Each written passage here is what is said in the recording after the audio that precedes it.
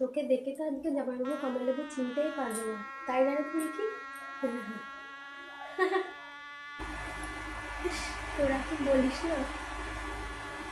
আমাদের তো সাজতে হবে তাই না রে? সন্ধ্যাবেলা আসতে হবে, তুই থাক একা, জামাইবাবুকে ডেকে দেবো।